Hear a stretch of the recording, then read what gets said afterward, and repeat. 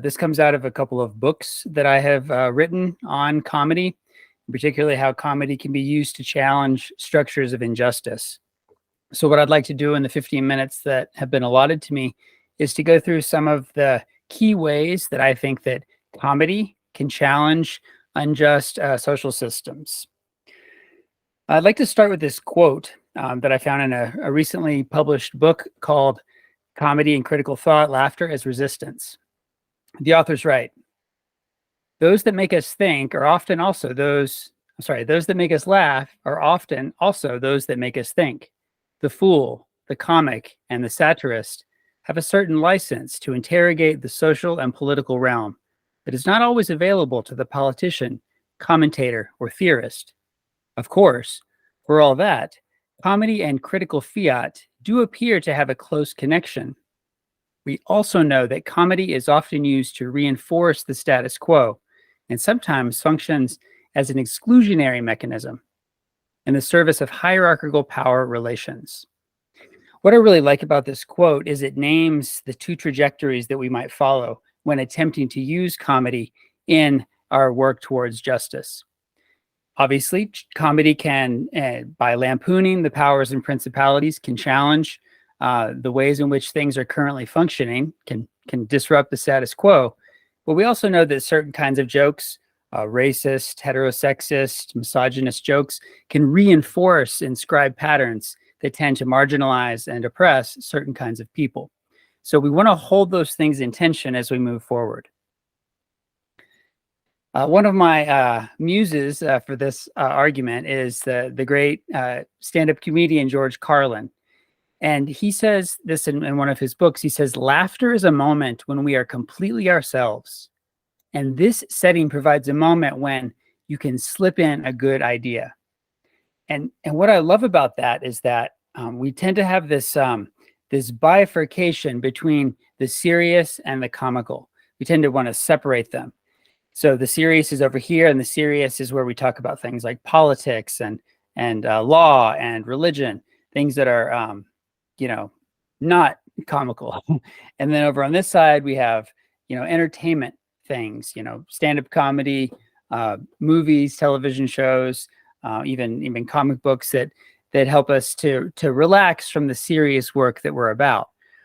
Part of what I want to do is to challenge this binary, because sometimes the comedy can be very, very serious. And we've seen this rising among stand-up comedians, both in the United States, where I live, and also in the United Kingdom and in other parts of the world, like South Africa. So the 5 ways that I believe that comedy can make a difference on challenging structures of injustice are these: consciousness raising, undermining structures of injustice, empowering marginalized communities, and giving rise to alternative thoughts and feelings, and exposing contingency. I'll run through those very quickly. The first one is consciousness raising. And here my exemplar is the American stand-up comedian Wanda Sykes. Sykes is hilarious, and most of her jokes are about silly things, but every once in a while, she uses her comedy to challenge something that's going on in the world. For instance, a few years ago, there was a bill being passed by the California legislature that was trying to overturn the legalization of same-sex marriages in America. And Sykes used her platform as a stand-up comedian and her capacity to tell jokes to make fun of the inconsistencies that were a part of this bill. And through that use of comedy, it helped to draw a lot more attention to this issue. And probably more attention was drawn to the issue than would have been drawn if, say, a politician or somebody was trying to speak in a purely serious mode.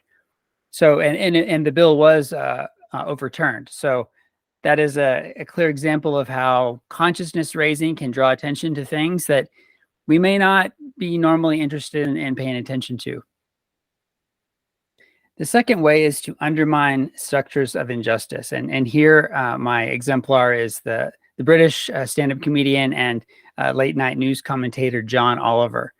If you've seen Last Week Tonight on HBO, The way that Oliver uses comedy is pretty unique to himself. He blends really serious, rigorous, social thought with absolute silliness, and sometimes this juxtaposition can be quite jarring. But other times he's performing what I think George Carlin was trying to get at, where when we're laughing, that's the moment when we can slip in a good idea. And a clear example of this happened in 2014 when the Federal Communications Commission in the United States was trying to ban net neutrality, which was basically a law that was allowing everybody to have equal access to the internet. The bill that was being proposed by the FCC would allow different tiers of access.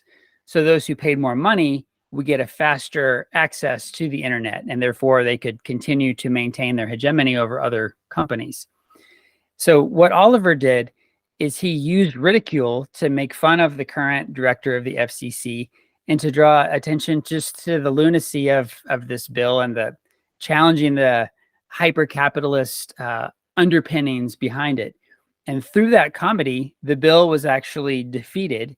A few years later, it was passed, but it's an example of how, by undermining these systems of injustice, we can draw attention and draw people to actually take action around things that are affecting everyday people. And this is a great quote by a guy named Francis Hutcheson, who's a British thinker, wrote in the 1850s. He said, "People have been laughed out of thoughts which a sermon could not reform." And as a theologian myself, I thought that this was really brilliant because in my tradition, Christianity, there isn't a lot of comedy that is espoused. But I think that what Hutcheson is onto here is naming the same kind of thing that John Oliver has actually achieved in his stand-up and in his political commentary. The next one is empowering marginalized communities. And there's no better exemplar for this than the Korean-American stand-up comedian Margaret Cho. Cho has created an environment in her stand-up spaces where people who feel marginalized, people who feel outside of the heteronormative white American norm, have found a space to seek refuge. So she creates what this word gets thrown around a lot, but she creates a safe space for those people to laugh and to feel empowered.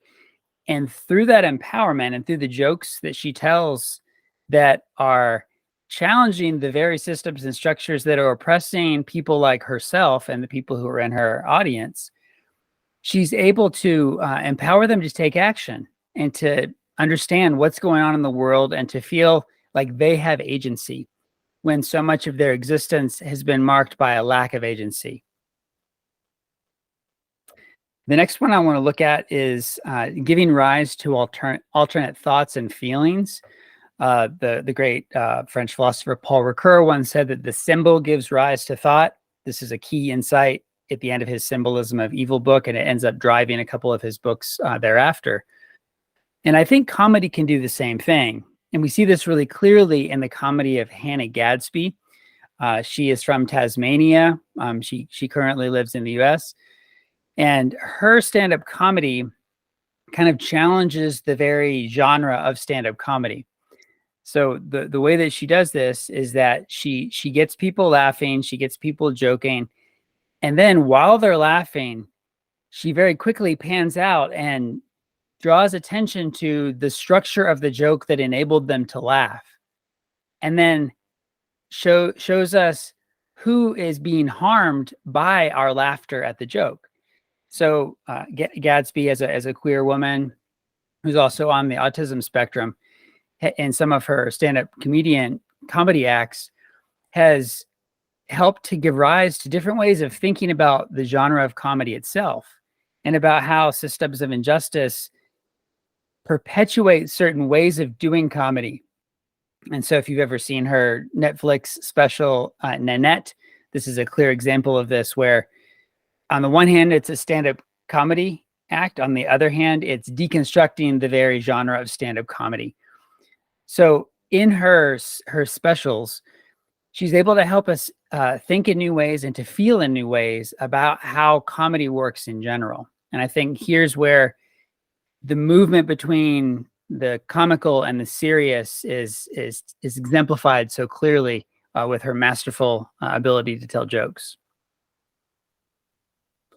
The next way that I think that comedy can challenge systems of injustice is by exposing contingency. This is a key argument by the British philosopher Simon Critchley in his book on humor. And it's that when we're able to laugh at something that we have taken for granted, we realize that the way that things are not the ways that they have to be. And so that's what comedy can do. And nobody does this more powerfully than Hasan Minhaj, he's an Indian American stand-up comedian. And what he does, especially around issues of racial injustice and also around sexism, but racial injustice is the big thing that you see in his stand-up specials, is he shows how the way the world isn't the way the world has to be. And comedy helps to draw our attention to the contingent nature of our existence. So that's the final way that I think that it can work well for us. All right, what are the risks and rewards of speaking jokes to power? Well, there's a couple. And I'm guided here by the great psychoanalytic philosopher Alenka Zupancic. In her book, The Odd One In, she draws a distinction between false comedy and true comedy. So false comedy is the kind of comedy that exposes the humanity of people. So you may have recalled several years ago when Donald Trump was president of the United States, there was a situation where he had toilet paper stuck to the bottom of his foot as he was climbing onto Air Force One. And all the late night comedians just had a field day with this. This Zupancic would argue is actually false comedy because it maintains the status quo. It just points out that Donald Trump is a human just like everybody else who could do silly things just like the rest of us. It doesn't actually challenge the structures themselves. And against this, she offers what she calls true comedy, which helps us to see how the structures are in place that allow us to laugh at things in the first place. And a key example she uses of this is an online special that was offered by Sacha Conan Baron, where he pretended to be a business developer in a community meeting in Arizona in the United States. And he was trying to get them to get on board with a big economic incentive program. And if you can see in the image that I've included, most of the people in the audience, all the audience members were white. And they were really excited about the idea of infusing a big amount of money into their community, helping to restore things and to improve their overall living situation. And then the punchline or the pivot that happens is they find out that the money's coming as a result of building the largest mosque outside of Saudi Arabia. And then the people are furious about it. And they don't want the mosque to come in, even though they had already asserted that they really wanted the money to come in. So why this is true comedy is because it exposes the tensions that are at place in our society in the first place, rather than just reinforcing them.